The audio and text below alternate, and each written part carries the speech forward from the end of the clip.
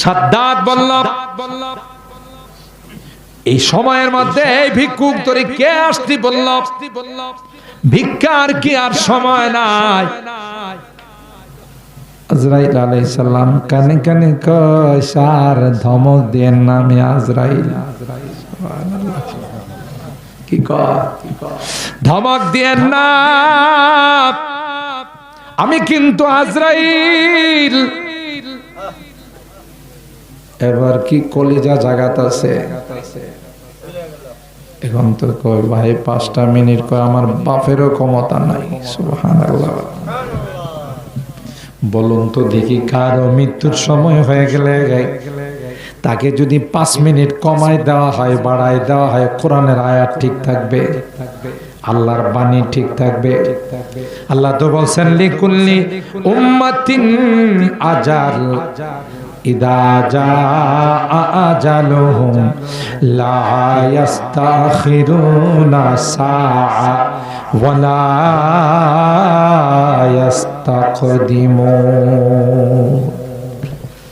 1 second সময় কাউকে দেওয়া হবে না। তুমি যত বড় পাওয়ারফুল হও, তুমি যত বড় ক্ষমতা সম্পন্ন হও, তোমার ক্ষমতা ওখানে লেস। গোটা পৃথিবীর রাজত্ব করেছে ইন্টারন্যাশনাল হারামজাদা নমরুদ, ঠিক না? কিন্তু পারছে বাঁচতে, নিজেরে নিজে রব দাবি করছে। নাউজুবিল্লাহ। হযরত ইব্রাহিম খলিলুল্লাহ নমরুদকে বলল, আমার রব কি তুমি মানো? নমরুদে কয়, তোমার রব আবার কেডা? আমি নিজেই তো রহমানির রহিম। কুল্লু নাফসিন যায়িকাতুল মাউত ওয়া ইন্নামা তুওয়াফাউনা উজুরাকুম ওয়া ইন্নামা তুওয়াফাউনা উজুরাকুম ইয়াওমাল কিয়ামাহ فمن زحزح عن النار وأدخل الجنة فقد فاز وما الحياة الدنيا إلا متاع الغرور. بارك الله لنا ولكم في القرآن العظيم ونفعنا وإياكم بالآيات والذكر الحكيم.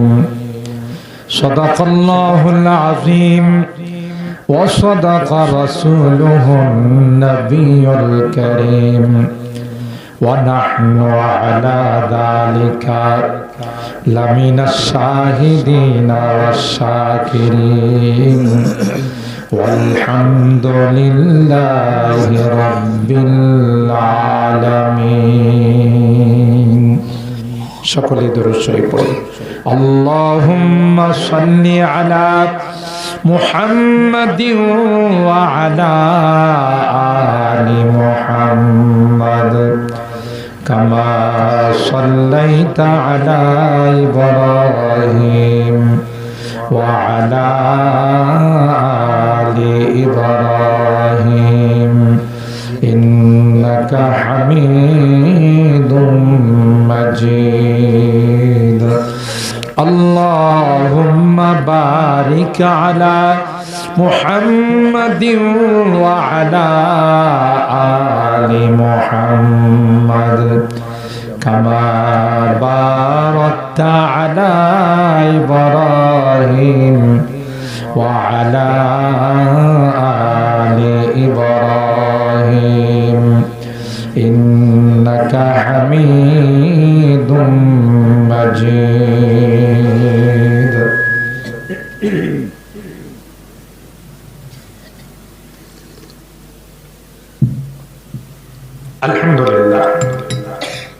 সুম্মা আলহামদুলিল্লাহ। মরহুম আসন আলী সর্দার ও সিরাফত আলী সর্দার এর স্মরণে নবম বার্ষিক ইসলামী মহাসম্মেলনের সম্মানিত সভাপতি হযরতুল আল্লাহ হযরত মাওলানা জাইনুল আবদিন সাহেব দামাত বারাকাতুহু, হযরত উলামায়ে কেরাম, বেরাদারান ইসলাম, পর্দার আড়ালের মা ও বোনেরা, আল্লাহ পাকের দরবারে লাখো কোটি শুকরিয়া যে রব্বে কায়নাত পবিত্র শাবানুল মুআজ্জাম মাসের আজকের এই রজনীতে অগণিত অসংখ্য মানুষ থেকে নির্বাচিত করে আমাদের কিছু মানুষকে গভীর রজনী পর্যন্ত বসে কোরআন সুন্নাহর আলোচনা শোনার তৌফিক দান করেছেন। এই জন্যে অন্তরের অন্তঃস্থল থেকে কালিমাতুশ শুকর আদায় করি, জোরে সোরে বলি আলহামদুলিল্লাহ। অনেক উলামায়ে কেরাম দীর্ঘক্ষণ পর্যন্ত আপনাদের মাঝে আলোচনা করছে। আমি শেষ পর্যায়ে এসে খুব লম্বা আলোচনা করে আপনাদের কষ্ট দেব না ইনশাআল্লাহ। যেহেতু দুইজন মুরব্বীর নামে আজকের এবারের যুবকরা, আমার ছোট ভাই জসিমরা, এরা মিলে এই সুন্দর আয়োজন করেছেন, তাই মৃত্যু সম্পর্কে কিছু কথা। এই জগৎ পাড়ি দিয়ে যে আরেকটা জগতে আমাদের যাইতে হবে, সেই জগতের সামান নিয়ে কিছু কথা আপনাদের খিদমতে আরজ করব। আল্লাহ পাকের দরবারে তৌফিক চাই, সকলে বলুন আল্লাহুম্মা আমিন। আল্লাহ পাক রব্বুল আলামিন যেদিন থেকে আমাকে আপনাকে বানাইছেন সেদিন থেকেই কিন্তু আমাদের মৃত্যুর হিসাব শুরু হয়ে গেছে, ঠিক না? আমি দুনিয়াতে যেদিন আসছি এর পরের দিন থেকে কিন্তু আমার একদিন করে হায়াত কমা শুরু হয়ে গেছে, তাই না? কিন্তু এই হায়াতরা কি আর বাড়ানোর সুযোগ আছে? আল্লাহ বলেন লিকুল্লি উম্মাতিন আজাল ইযা জাআ আজালুহুম লা ইস্তাখিরুনা সাআ ওয়ালা ইস্তাকদিমুন। কোন সুযোগ না গাই আমার পক্ষ থেকে প্রত্যেকের হায়াত মত নির্ধারণ করা আছে। কেউ হাজার চেষ্টা করলো একদিন তার হায়াত কমাইতে পারবে না, একদিন তার হায়াত বাড়াইতে পারবে না, ঠিক না? পৃথিবীর মধ্যে অনেক শিল্পপতিরা, পৃথিবীর মধ্যে অনেক নামি দামি প্রভাবশালী মানুষরা দুনিয়াতে থাকার জন্য এমন কোন চেষ্টা নাই যে চেষ্টা করে নাই, ঠিক না? যাদের টাকা পয়সা আছে এরা যদি অসুস্থ হয়ে যায় বাংলাদেশে চিকিৎসা নাই, ইন্ডিয়াতে যায়, ইন্ডিয়াতে চিকিৎসা নাই, ব্রিটেনে যায়, ওখানে চিকিৎসা নাই, চেন্নাইতে যায়, তাও চেষ্টা করে দুনিয়াতে কিছুদিন বাঁচে থাকার জন্য, ঠিক না? আল্লাহ ডাক দেখায় না না না, যখন হায়াত শেষ হয়ে যাবে কেউ তোমাকে বাঁচাইতে পারবে না, ঠিক কিনা বলে? এই নির্ধারণটা কার পক্ষ থেকে হইছে? রাজা বাদশাহ। দুনিয়ার কোন রাজা বাদশাহ করছে? দুনিয়ার কোন মন্ত্রী মিনিস্টার? কারো হাতে? একমাত্র, কেবলমাত্র, শুধুমাত্র কার হাত? শুধু তাই নয়, আল্লাহ কোরআনে বলেন ওমা মিন দাব্বাতিন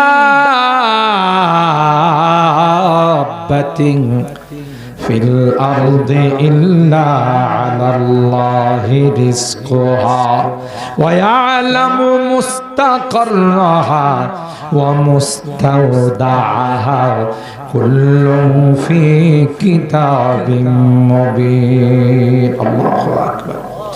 আল্লাহ বলেন গোলাম, তুমি পৃথিবীতে আসার পূর্বে কোথায় থাকবে, কি খাবে, কোথায় বসবাস করবে, কোন জায়গাতে তোমার বাসস্থান হবে, কোন জায়গা থেকে তুমি কোন সময় বিদায় নেবে।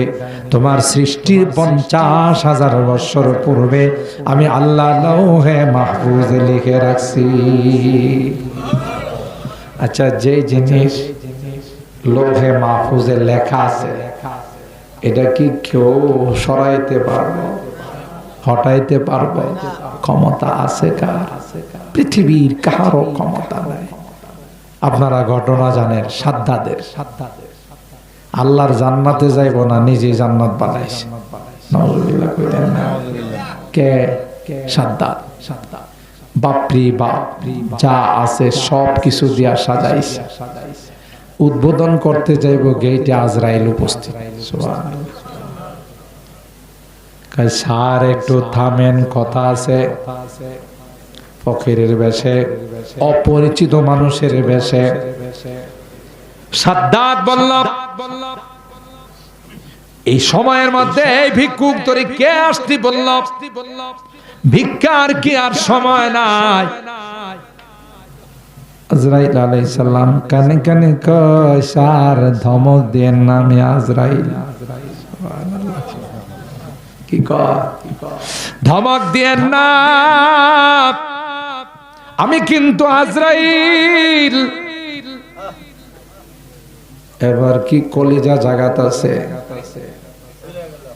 এখন তো কয় ভাই 5টা মিনিট, কয় আমার বাপেরও ক্ষমতা নাই। সুবহানাল্লাহ। বলুন তো দেখি, কারো মৃত্যুর সময় হয়ে গেলে তাকে যদি 5 মিনিট কমায় দেওয়া হয়, বাড়ায় দেওয়া হয়, কোরআনের আয়াত ঠিক থাকবে, আল্লাহর বাণী ঠিক থাকবে?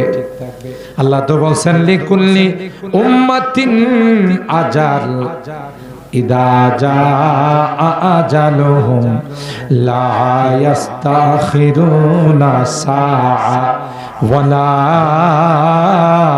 ইস্তাকদিমুন।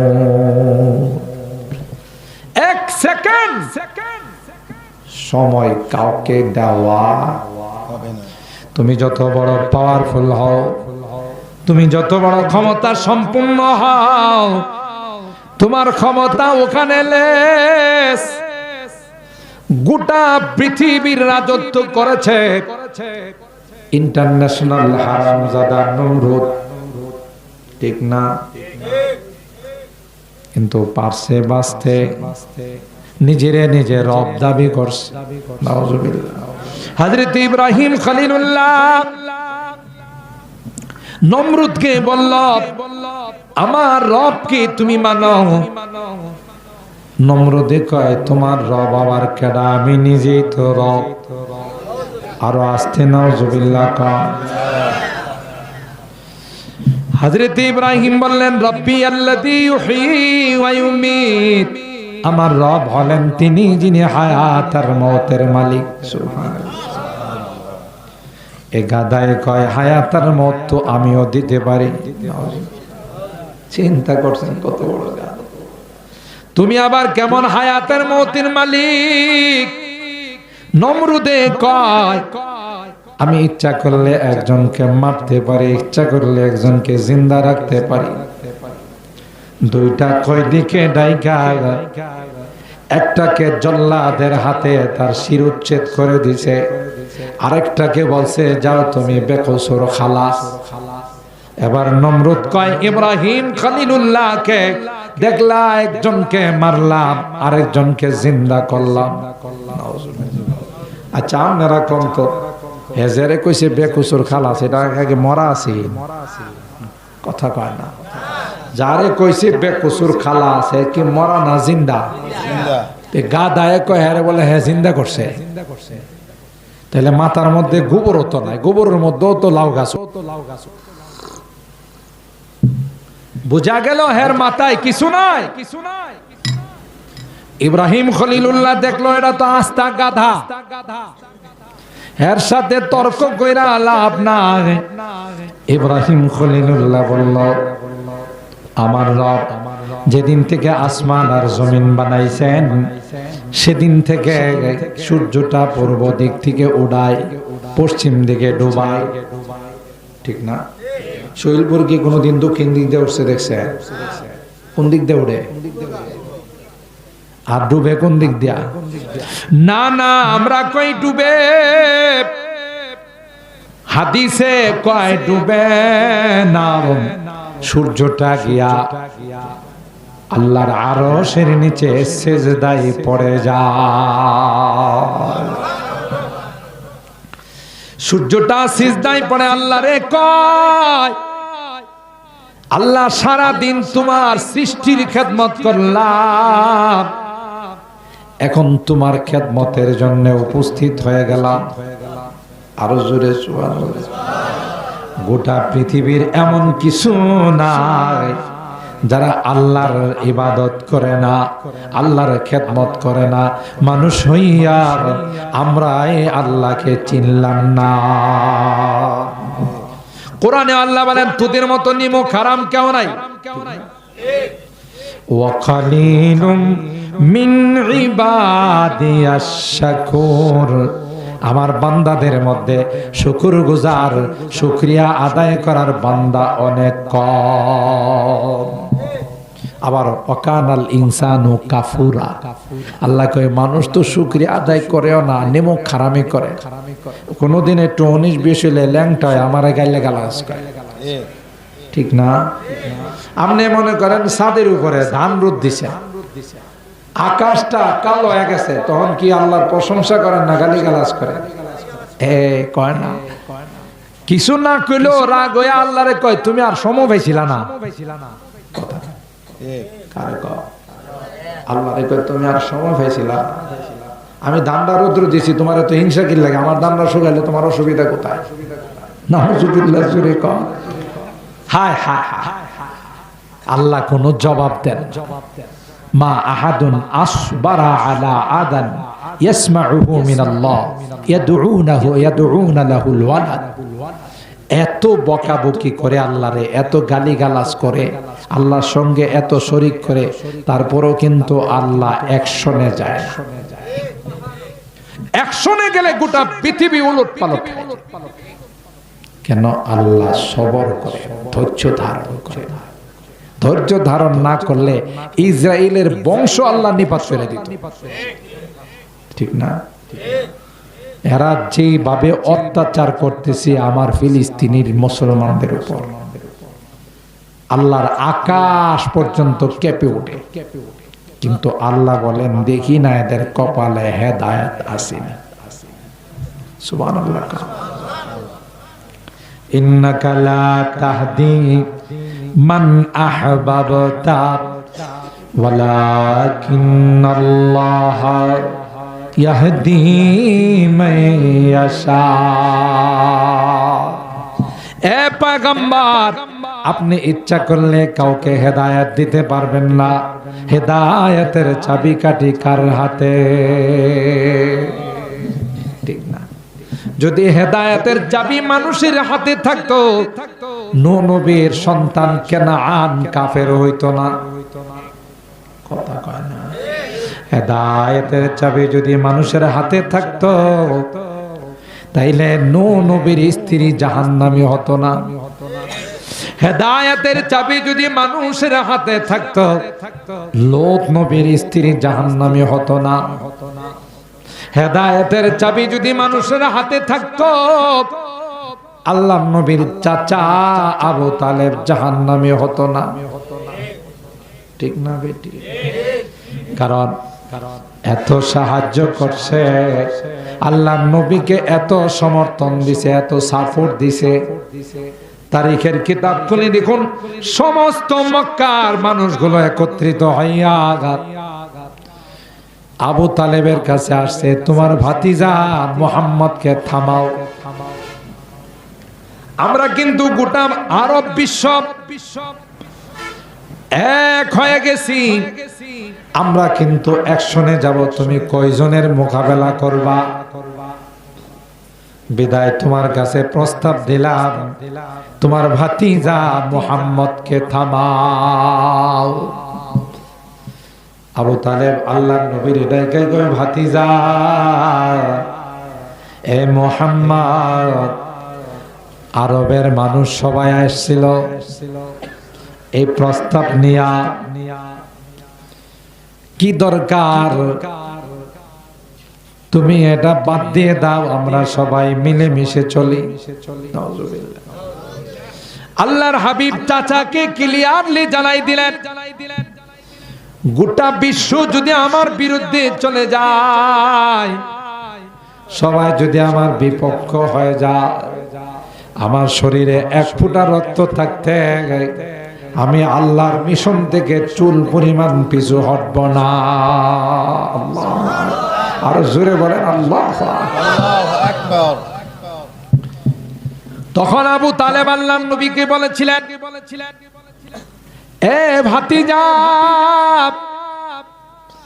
যতদিন পর্যন্ত আমি আবু তালেব জিন্দা থাকব, যতদিন পর্যন্ত আমার গায়ে একটা পশম থাকবে, ওয়াদা দিলাম রে, গোটা মক্কার মানুষ তোমার গায়ে টাচ করতে পারবে না। সুবহানাল্লাহ।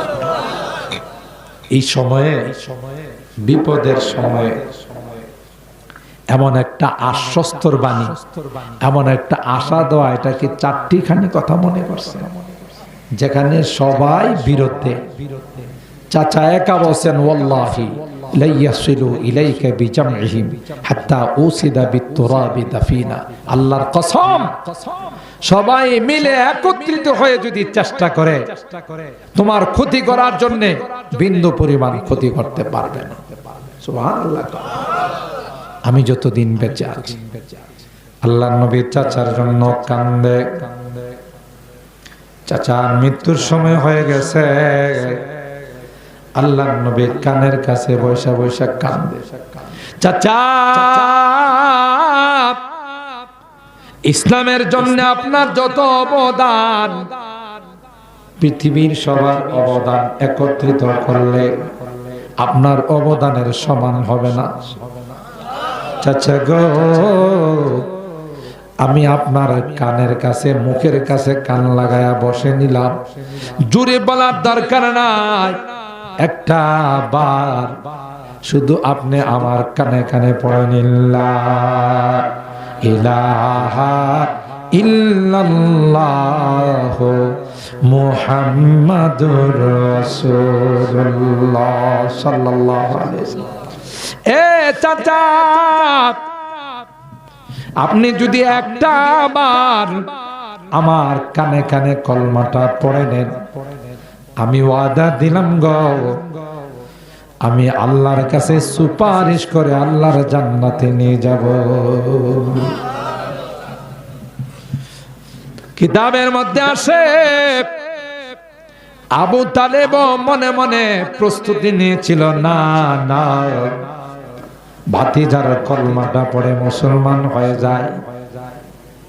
ওই সময় সাঙ্গ পাঙ্গ আশেপাশে যে তার গোত্রের লোকজন বসা ছিল, লিডাররা বসা ছিল, এরা বুঝা ফেলাইছে আবু তালেব মনে হয় কলমা পড়ে নিবে।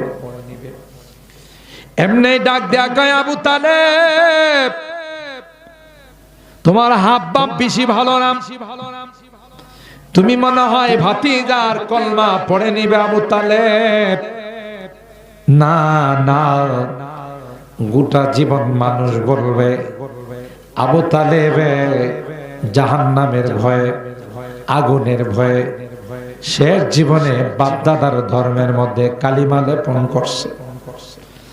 না, এ কাম করতে তুমি দিও না, শেষ বয়সে বাপদাদার ধর্মটা ত্যাগ করো না, আজীবন মানুষ তোমার বদনাম করবে। ওই আবু তালেব তখন ওখান থেকে ফিরে গেল আর বলল, ভাতিজা, আমি জানি রে তোমার ধর্ম সত্য, তোমার কলমা সত্য রে ভাতিজা, কিন্তু এলাকার মানুষ আমারে মন্দ কইব, সারা জীবন আমার নামে বদনাম গাইব, তাই আমার বাপদাদার ধর্ম নিয়ে চললাম। নাউজুবিল্লাহ। যদি হিদায়াত আল্লাহর নবীর হাতে থাকতো, তাইলে জবরদস্তি হলো চাচারে মুসলমান বানাই দিত। ঠিক না বে ঠিক? হিদায়াতের মালিক কে? ভালো কাজ করানোর মালিককে। বাংলাদেশে কত মানুষ আছে হাজার হাজার কোটি টাকার মালিক, খবর নিয়ে দেখেন জীবনে একবারও তাদের ভাগ্যে হজ জোটে না। অথচ অনেক গরিব মানুষ টাকা মাটির ব্যাংকে জমায়া, ব্যাংকের মধ্যে রাখা, একটা সময় এই টাকা দেওয়া হজ করে ফেলাইছে। বুঝা গেল ভাগ্য খারাপ, টাকা থাইকাও সে হজ করতে পারল। জোরে বলে। তাই আল্লাহর হাবিব আল্লাহর কাছে বলেন, আল্লাহ আমার চাচা এমন কোন সহযোগিতা নাই যা আমার জন্য করে নাই, আমার ইসলাম রক্ষা করার জন্য করে নাই। তাই আমার চাচারে আল্লাহ কোনো কনসিডার করা যায় কিনা, আমার চাচার শাস্তির বেলায় কোনো সুযোগ দেওয়া যায় কিনা। সুবহানাল্লাহ। অথচ কোনো অমুসলিমের জন্য সুপারিশ করার কোনো অনুমতি নাই। কিন্তু আল্লাহর হাবিব বলেন, মালিক আমি কি করব? আমার চাচা তো আমার জন্য জান দিছে, ইসলামের জন্য জান দিছে। আল্লাহ পাক ডাক দেয়া কয়, হাবিব আমার জান জান, আপনি যেহেতু একটা আবদার করছেন, আমি আপনাকে খালি হাত ফেরত দেব না। যত মানুষ জাহান্নামে যাবে সবচাইতে কম শাস্তিটা যার হবে তিনি হলেন আপনার চাচা। কিতাবের মধ্যে আসে সবচাইতে হালকা শাস্তিটা আবু তালেবের জন্য বরাদ্দ করা হয়েছে। সেটা হলো একটা স্যান্ডেল পায়ে দেয়া রাখবে, জাহান্নামের স্যান্ডেল। এটার এমন তাপ হবে, এমন হিট হবে, যে হিটের কারণে আবু তালেবের মাথার মগজটা নাক চুক দিয়া বাহির হবে। আল্লাহু আকবার। আরো জোরে বলেন আল্লাহু আকবার। হযরত নূহ পয়গম্বর, অনেক লম্বা ঘটনা, আমি শুধু মাঝখানে কোট করে বলছি। হযরত নূহ পয়গম্বর প্লাবন যখন শুরু হয়ে গেল, তার কলিজার টুকরা সন্তান কেনান রে ডাক দেয়া কইয়া, বুনাইয়াল কাম মা'ানা ওয়ালা তাকুম মা'আল কাফিরিন। আল্লাহু আকবার। এ আমার কলিজার টুকরা সন্তান, এখনো সময় আছে, তুমি কলমা পড়ে আমার স্টিমারে, আমার কিস্তিতে তুমি আইসা পড়ো, তাইলে তুমি জান্নাতি হয়ে যাবে, জাহান্নাম থেকে মুক্ত হয়ে যাবে। ওয়ালা তাকুম মা'আল কাফিরিন। তোমার সঙ্গটা তুমি ছেড়ে দাও, সঙ্গ বড় খারাপ। বাংলাতে কথা আছে, সৎসঙ্গে স্বর্গবাস, স্বর্গে বাস, অসৎসঙ্গে সর্বনাশ। ঠিক না? সঙ্গ ভালো হলে 5 ওয়াক্ত নামাজ জামাতের সাথে আদায় করে, সঙ্গ ভালো হলে কোরআনের মাহফিলে যায়, সঙ্গ ভালো হলে জুমার নামাজ আদায় করে, সঙ্গ খারাপ হলে গানে যায়, সঙ্গ খারাপ হলে মাজারে যায়, সঙ্গ খারাপ হলে মদ খায়।